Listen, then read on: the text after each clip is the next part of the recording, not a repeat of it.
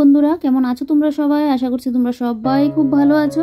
যে যেখানে আছো ঈশ্বরের কৃপায় আমরাও ভালো আছি। আমার নতুন আরও একটি ভিডিওতে তোমাদের সবাইকে জানাই স্বাগত। আশা করছি আজকের ব্লগটাও তোমাদের ভালো লাগবে। আজ হলো শনিবার, আর আজকে সকালে রান্না বান্না খাওয়া দাওয়া সমস্ত কিছু কমপ্লিট। বর এদিকে দোকানেও চলে গেল, আমার ওইদিকে খাওয়া দাওয়া কমপ্লিট। এবারে মধ্যপ্রদেশ তো ঠান্ডা হয়ে আছে, এবারে আমি আমার মতো করে সংসারের কাজে বাজে লেগে পড়লাম। আজকে রান্নাঘরে তেমন কাজ ছিল না, সকালে রান্নাবান্না করে এই যে টুকিটাকে পরিষ্কার করা ওগুলো করলাম।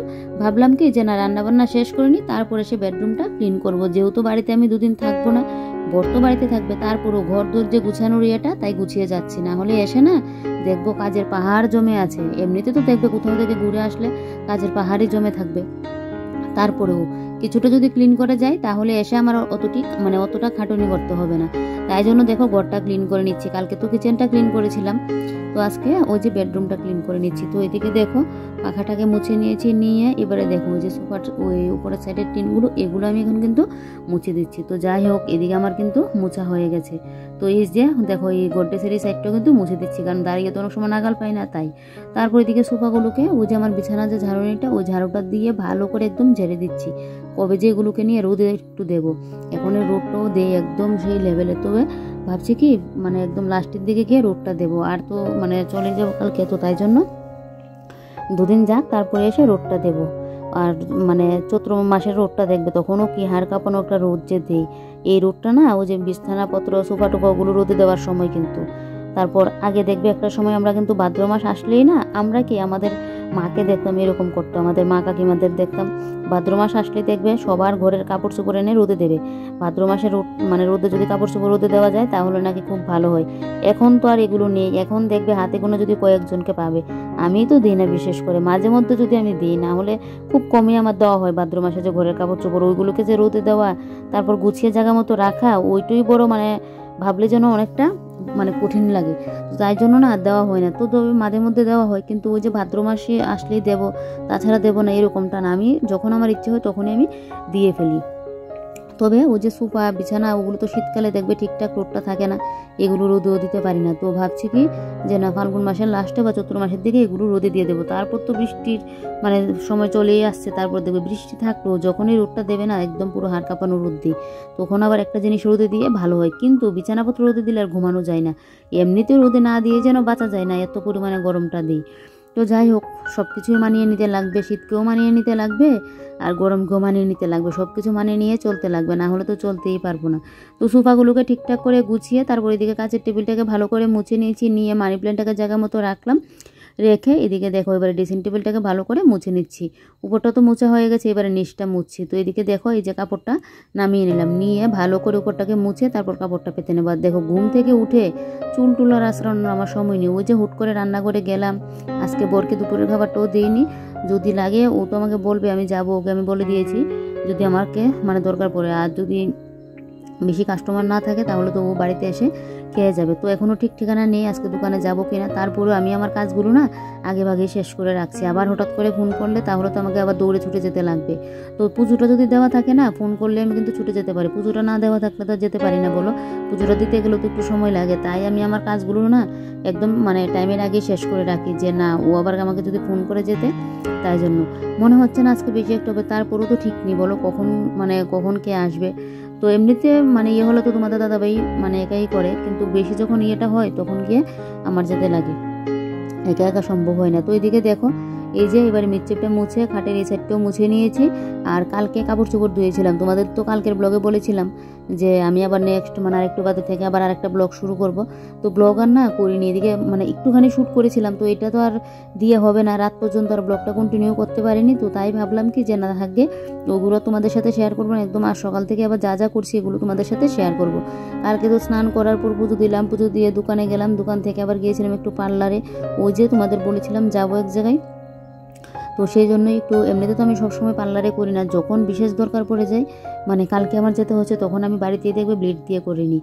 আর এমনিতে যদি আগে থেকে আমার জানা থাকে তাহলে দেখবে পার্লারে গিয়ে করি। তো পার্লারে আমার খুব কমই করা হয়, কোনো অনুষ্ঠান বিশেষ থাকলে তখনই গিয়ে আমি পার্লারে কিন্তু করি। যা ব্যথা লাগে না করতে গেলে, আমি তো একদম পুরো কান্না করে দিই। তো আজকেও ভাবছি কালকেও গিয়েছিলাম, তো পার্লার থেকে এসে তারপর দোকান থেকে আস্তে আস্তে সেই মনে হয় কালকে 7টার মতো বেজেছিল। তো শুধু থ্রেডিংই করেছিলাম, চুল টুল কাটিনি, কারণ চুলটা তো কয়েকদিন আগে কেটেছিলাম, এখনও ছোটোই আছে, এখন আবার কাটবো না। একদম গরমকাল যখন একদম পুরো ওই জ্যৈষ্ঠ আষাঢ় মাসের দিকে তখন গিয়ে আবার কাটবো, যদি চুলটা বড় হয় তাহলে। তারপর এদিকে দেখো এবারে উপরের সাইডটা মুছে নিয়েছি, নিয়ে এদিকে এবারে দরজাটা মুছে নিচ্ছি, মানে যেগুলো নোংরা হয়ে আছে এগুলো কিন্তু পরিষ্কার করছি। প্রত্যেক দিন তো আর এক জিনিসপত্র মোছামাছি করি না, যেগুলো করা হয়নি এগুলো কিন্তু আমি করছি। আমি 2-3 দিন পর পরই না এগুলো কিন্তু পরিষ্কার করে রাখি, তাহলে দেখবে ঘুরে এসে আমার এই কাজগুলো আর করতে লাগবে না। তো মানে 1-2 দিন পরে গিয়ে করলেও আমার কিন্তু হবে। তো যাই হোক, এদিকে দেখো এবারে দরজাটা কিন্তু আমার মোছা হয়ে গেছে। এইবারে ওই যে কালকে কাপড় চোপড়গুলো ধুয়েছিলাম স্নানের পর, এই কাপড় চোপড়গুলোকে এবারে করছি, মানে আলনার মধ্যে এনে গুছিয়ে গাছিয়ে রাখছি। আলনা দেখবে গুছানো গাছানো এরকম পরিপাটি থাকলে দেখতে ভালো লাগে। সামনের রুমে তো আমার জায়গায় নেই, আর এটা ফার্স্টে এনে না পেছনের রুমে রাখা হয়েছে। ঠাকুরের আসনটা তো আগে নিচে ছিল, নিচে থাকাতে আমার খুব মানে হতো, জায়গাটা তো ভরাট হয়েছিল। ওই যে র্যাকটা, তারপর স্টিলের র্যাকটা, ওগুলো তো আর এখানে রাখতে পারতাম না, এগুলো সাইড করে রাখতে হতো, তো অনেকটা জায়গা ঘিরেছিল। তো যেহেতু ঠাকুরের আসনটা উপরে তুলে নিয়েছি, তো এখানে কিন্তু জায়গাটা আবার খোলামেলাও হয়েছে। বলে না, সব কাজে যদি আমরা একটু বুদ্ধি খাটিয়ে করি তাহলে দেখবে কাজগুলো সুন্দর হয় আর সহজও হয়ে যায়। কিন্তু এটা আগে মাথায় ছিল না, এটা আবার হঠাৎ করে একদিন মাথায় আসলো, তারপর গিয়ে এটা করলাম। তো এদিকে দেখো এবারে এই যে ঘরটাকে ভালো করে একদম ঝাড়ু দিয়ে নিচ্ছি। তো ঘরটা আমার তো ওইদিকে ঝাড় দেওয়া হয়ে গেছে, এবারে বাইরেটা ঝাড় দিয়ে নিচ্ছি। দেখলে রোদের কি পরিমাণে তাপ, মানে এত পরিমাণে, এখন যেন 12টা-1টার দিকে না বাইরে যেন দাঁড়ানোই যায় না, এত পরিমাণে মানে গরমটা যেন লাগে। তো যাই হোক, এগুলো করে তারপর গিয়ে আমি স্নানটা করবো। আজকে মাথায় ভাবছি আবার শ্যাম্পুও করবো, কালকে যেহেতু যাব, তো সেই জন্য ভাবছি মাথায় আজকে একটু ভালো করে শ্যাম্পুটা করব। তো সেই দেখো এদিকে আমার কিন্তু এই জায়গা ঝাড়ুটা না দুবার করে দিতে লাগে, এত পরিমাণে বালি হয়ে থাকে।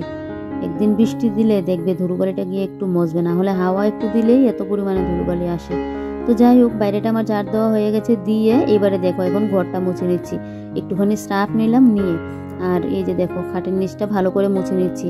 আমি তো যখনই ঘর মুছি তোমরা জানোই, আর আমি না উপরে হঠাৎ করে তাকালাম, পাখাটা কেন যেন আবার একটু শব্দ করছে। ফার্স্টও এরকম করতো, তারপর একদিন আবার ওই আমার মাস্তুতো ভাই এসেছিলো, তো ও তো আবার ইলেকট্রিকের কাজগুলো করতে পারে, তো ওকে দিয়ে আবার মানে ঠিক করানো হয়েছিল। ঠিক বলতে কি, এটার শব্দ হলে নাকি কি তেল দিলে নাকি শব্দটা চলে যায়।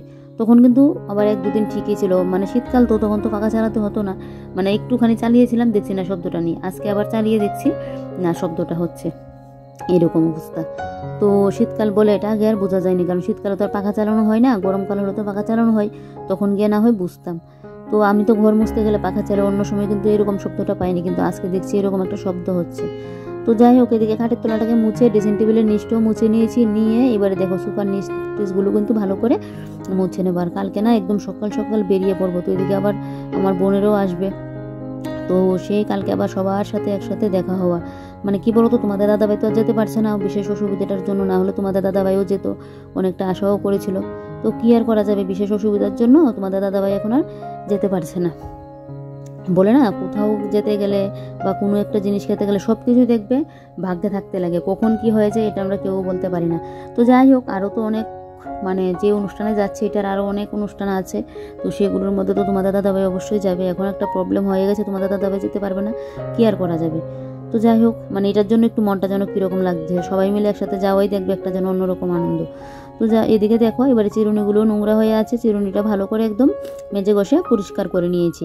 এবারে এগুলোকে ওই যে আমার মডুলার ড্রয়ারটা আছে এটার উপরে এইভাবে মেলে দিচ্ছি, তাহলে না জলটা ঝরে যাবে। তো এখানে তো আমার মেলা হয়ে গেছে, এবারে চলো ঘরটা যে একটু পরিষ্কার করে নিয়েছি তোমাদেরকে একটু লুকটা দেখিয়ে দিই। এই যে দেখো আমার ঘর একদম গোছানো গাছানো পরিপাটি হয়ে আছে। আজকে সকালে রান্নাবান্না শেষ করেই না আমার টিনের ছাপড়া ঘরটাকে কিন্তু আমি নিজে হাতে একদম সাজিয়ে গুছিয়ে পরিপাটি করে নিয়েছি।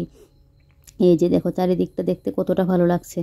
এই যে দেখো পুরো ঘরের লুকটা তোমাদেরকে কিন্তু দেখিয়ে দিয়েছে। আর ওইখানে যে দেখছো ব্যাগটা নামিয়েছিলাম কালকে, ওই যে বেড়াতে যাব 2 দিনের জন্য যাচ্ছি, তারপরেও দেখবে কোথাও গেলে না এটা ওটা কত কিছু নিতে হয়। শীতের ড্রেস ফ্রেস তো নেবো না, শুধু একটা মানে চাদর বা সোয়েটার যে কোনো একটা কিছু নেবো তাহলে হবে বেশ। তারপর এদিকে দেখো স্নান করে এসে পুজো টুজো দিয়ে এবারে বসে পড়লাম একটা জিনিস নিয়ে। এই যে একটু স্কিন কেয়ার করবো, এক জায়গায় মানে ঘুরতে যাবো যেহেতু, একটু স্কিন কেয়ার না করলে হয়, তাই এখানে মুলতানি মাটির একটা প্যাক বানিয়ে নিয়েছি।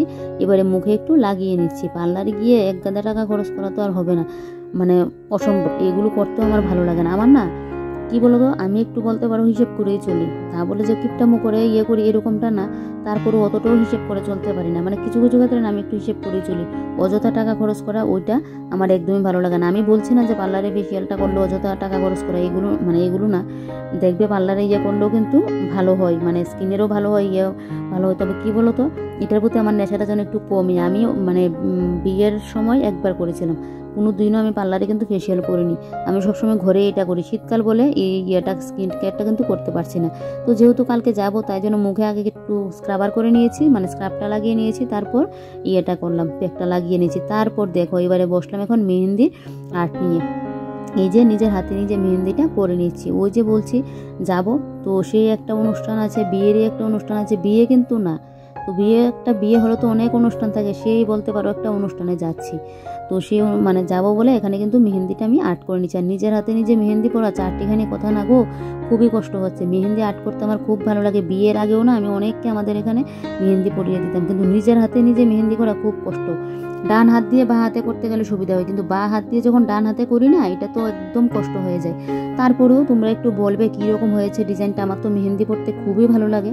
তবে আর্টটা না, মানে আরেকজন যদি কেউ করে দিত খুব ভালো হতো। তো কাকে আর আনবো টেনে এসে, কেউ আমাকে এসে করে দেবে? বাবা দরকার নেই, আমি নিজে যেরকম পারি সেভাবেই করিনি। তো দেখো নিজে কিন্তু করে নিচ্ছি। আর্ধেকটা আগে করলাম, না হলে তো শাঁখা পোলাগুলো আবার লেগে যাবে। তো এই জায়গাটা আবার শুকিয়ে যাওয়ার পর, শুকানো তো মানে এগুলো তো শুকাতে বেশি হয় না, 15-20 মিনিট রেখে ধুয়ে নিলে হয়, একদম পুরো রঙটা বসে যায়। তারপর শাঁখা পোলাটা ওই সাইড দিয়ে নিয়ে তারপর আবার দেখো এই সাইডটা কিন্তু আর্ট করছি। ফার্স্টে ওই আর্টটা করলাম, তারপর এখন কিন্তু আমি এই হাতটা এখন করে নিচ্ছি।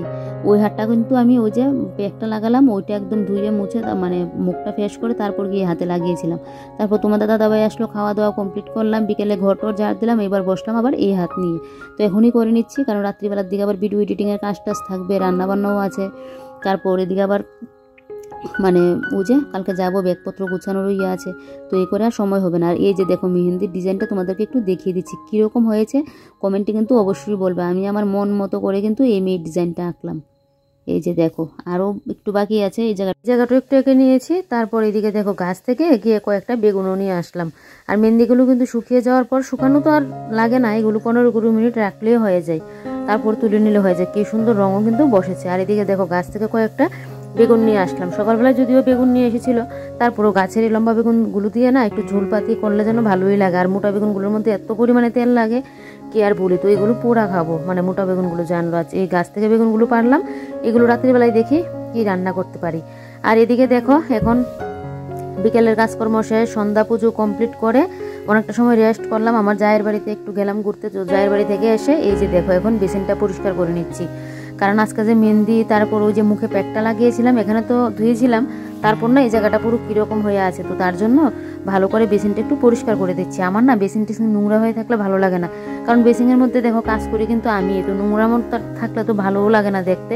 আমারই তো মানে আমি যদি পরিষ্কার না করে রাখি, সেই নোংরাটার কাছে আমি কিন্তু বারবার আসছি। তো তাই জন্য পরিষ্কারই করে নিয়েছি। তারপর এদিকে দেখো এখন রাতের রান্না হবে আজকে আলু বেগুন দিয়ে মাছ দিয়ে রান্না করব। যদিও রান্নাটা কালকের জন্য করে রাখছি, রাতের তো আমাদের খাওয়া দাওয়া হবে, আর কালকের জন্য করে রাখছি। সকালবেলায় তোমাদের দাদাভাই মাছটা নিয়ে এসেছিল, সকালবেলায় আর মাছটা রান্না করে নিয়ে একদম ধুয়ে টুয়ে রেখে দিয়েছিলাম যে রাত্রিবেলায় রান্নাটা করব, কারণ সকালবেলায় না অনেকগুলো মেনু হয়েছিল। মোচার বটি করেছিলাম, ডিমের চুল করেছিলাম, তারপর পেঁয়াজ কলি আলু দিয়ে ভাজি করেছিলাম। তো এই সবজিগুলো যেহেতু করেছিলাম তাই মাছটা করিনি। তো এদিকে দেখো এবার এখন আমি রান্নাটাও বসিয়ে দেবো। এখন ঘড়িতে 9:15 মতো বাজছে। তো এদিকে হাতে আবার নেল পলিশ পরেছিলাম। ফার্স্টে যে নেল পলিশটা পরেছিলাম না, আমি হিন্দি পড়ার সময় ছিল, ওই নেল পলিশটা পরে যেন কীরকম লাগছিল, তার একটা কালার আবার চেঞ্জ করে নিয়েছি পরে। তারপর এদিকে দেখো এবারে এক পাশে ভাতের হাঁড়িটা বসালাম, মানে এখনও গ্যাসটা আমি জ্বালাইনি, ভাতটা করব তো জলটা দিয়ে রাখলাম। আর এদিকে দেখো মাছগুলো ভাজছি। আগে কিন্তু আমি কড়ার মধ্যে হলদি কিন্তু দিয়ে রেখে দিয়েছি, মানে মাছ ভাজার সময় নাকি কড়া তেলটা গরম করে যদি হলদি দেওয়া যায় তাহলে নাকি মাছটা ফুটে না, কিন্তু এত পরিমাণে মাছ ফুটছে কি আর বলি, সেই তেল এসে যা অবস্থা। তো তাই জন্য একদম ঢাকা দিয়ে না আমি ভাজছি, কখন আবার ছিটে এসে মুখে টুকে পড়বে। এদিকে ফাইনালি ঝড়ঝাপটা পেরিয়ে মাছ ভাজা কমপ্লিট হয়েছে। আর এদিকে এই যে দেখো ভাতটা এদিকে কিন্তু এখন ফাইনালি বসিয়ে দিলাম। তো ভাতটা এদিকে হোক, এই ফাঁকে আমি আলুগুলো তো আগেই ভাজি বসিয়ে দিলাম, আলুগুলো এবার হয়ে গেছে। আলুগুলো কিন্তু এবারে নামিয়ে নেবো। এই যে দেখো আলুগুলো কিন্তু আমি এখন নামিয়ে নিচ্ছি বলটার মধ্যে। তারপর এদিকে বেগুনটাও না ভাজি করে নেবো। মাছটা বলতে পারবো কালকের জন্যই তরকারিটা রান্না করে রাখছি। এই যে তোমাদের দাদাভাই থাকবে, তো আমি ভাবলাম কি যে না একটা দিনের মানে রান্নাটা করে দিয়ে যায়, আর সোমবার দিনের ইয়েটা ও বলছে ও সুবিধা মতো খেয়ে নেবে, মানে বাজার থেকে একটা কোনো কিছু কিনে খেয়ে নেবে। আর আমি তো আবার মঙ্গলবার দিনকে চলে আসবো, শুধু একটা দিনের জন্য কিন্তু যাচ্ছি। আর কালকে 11:30টার আগেই না আমাদের ঘর থেকে বেরোতে হবে, কারণ টাইম হলো 12টা বাজতে 15 মিনিট বাকি। তো এই টাইমের মধ্যে না স্টেশনে গিয়ে পৌঁছতেই হবে, তাই জন্য ব্যাগপত্র গুছিয়ে রাখছি, কারণ সকালে পুজো টুজো দেওয়ার ব্যাপার আছে, ভাত রান্না অনেক কাজ আছে তাই। তো যাই হোক চলো আজকের ব্লগটা এখানেই শেষ করছি। আমি এবারে ব্যাগপত্রটা গুছিয়ে নিই, কালকে আবার একটা নতুন ব্লগে তোমাদের সাথে দেখা হচ্ছে। তোমরা সবাই ভালো থেকো, সুস্থ থেকো, বাই বাই।